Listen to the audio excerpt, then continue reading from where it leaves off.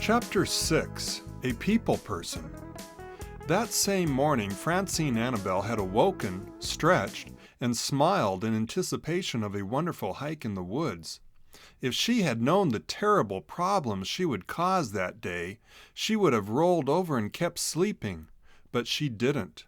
And as she stepped from her bed, her life and the world would change forever.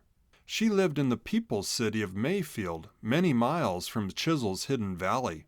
She was a third-grade teacher, aged 25, and since her school year had just ended for the summer, she planned to go camping in the woods on the outskirts of town. When people heard where she was going, they said, "Don't try camping in the outer woods. The wind there is unbearable. It's like a hurricane." But she decided to go anyway.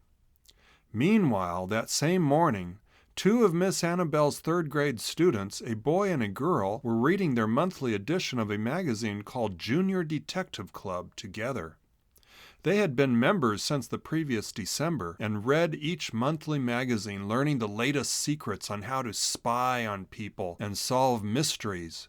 "No case too small" was their motto, and they practiced on their families and friends. They had found several orphan socks for the boy's mother by using mirrors to look behind the washing machine.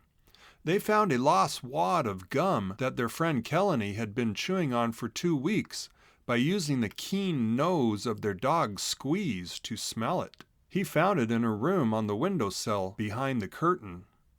They found Mrs. Bennerly's lost car keys and some pants in the dirty clothes hamper by using a metal detector. And lastly, they had found Mr. Gable's dog Sparky by barbecuing steaks in his front yard. They unexpectedly found 3 other dogs too, though. The children's names were Talkin' and Root. Actually, those were their nicknames, given to them, as Talkin explains, "To me by my third-grade teacher, Miss Annabelle, because that is what I was always doing in her class. Now everyone calls me that.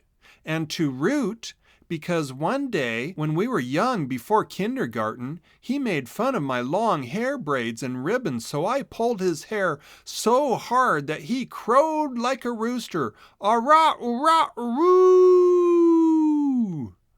That's when I started calling him Rooster, and then I shortened it to Root because he loves root beer so much." They had just finished reading in their magazines about spying techniques, taboos, and trickery when Miss Annabelle, wearing a small backpack, walked by their house. They saw her from Talkin's living room window just as they were talking about who they were going to spy on.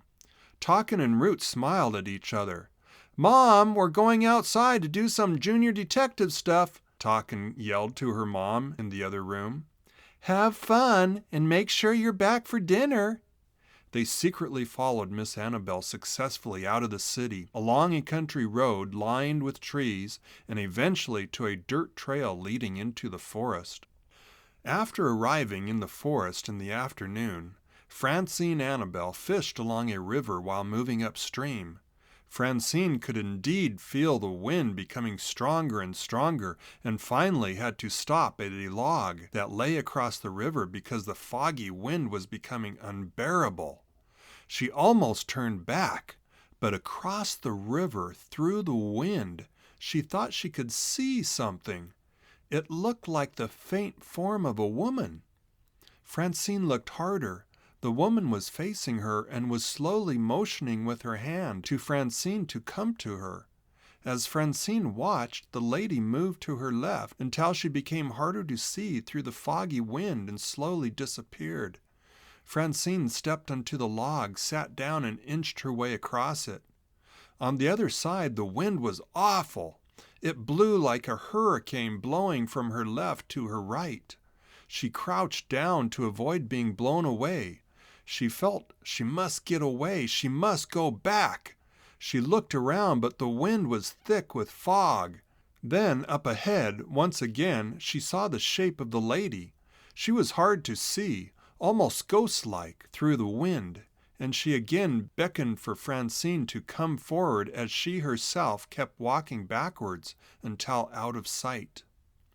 After moving forward, Francine looked to her left and under a bush and between two large boulders mostly hidden from view, she spied a large hollow log. She crawled toward it and took shelter inside. "Oh, what a relief!" she thought. It was quiet inside the log, and she closed her eyes and rested. Francine was still sitting inside the hollow log and heard a woman's voice say, "Come inside." Francine's eyes shot open, and she looked through the opening on the other end of the log from where the voice had come. She saw a lady's legs and feet pass by. Talkin and Root watched from behind a bush as Francine crossed the log and struggled as she entered the wind.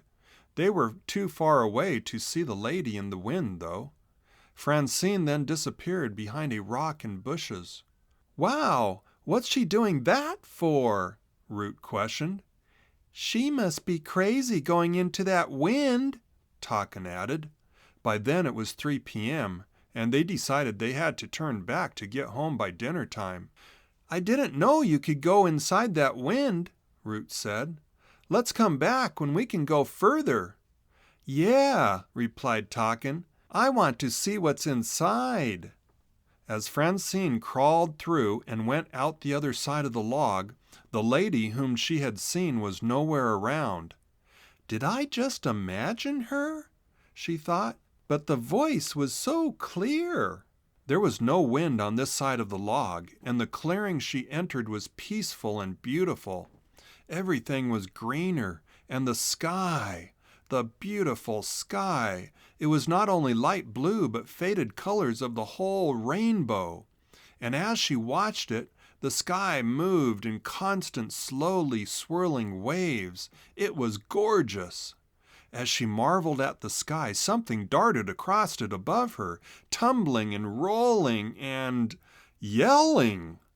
It was Chisel Hedgehog, who was out of control, flying his flying skateboard above the hidden clearing which Francine had just entered. Then a gust of wind hit him, and he finally lost hold of the skateboard and fell down through the sky toward the trees. The flying skateboard landed in one tree, and he in another, lightly hitting one branch after another until a vine caught his leg and left him hanging upside down, tangled in the ivy growing on the tree. The branch of the tree he was now hanging from was 5 feet directly in front of Francine, and Chisel hung a few feet above her. She looked at the thing hanging there, closed her eyes and rubbed them, and looked again. It was a fully clothed hedgehog. Chisel grunted. His head was reeling with dizziness. He opened his eyes, but everything was blurry. He pleaded, "Excuse me, please. Is there anyone who could provide assistance? Oh, please, I am in need of help." Had she just heard him talk?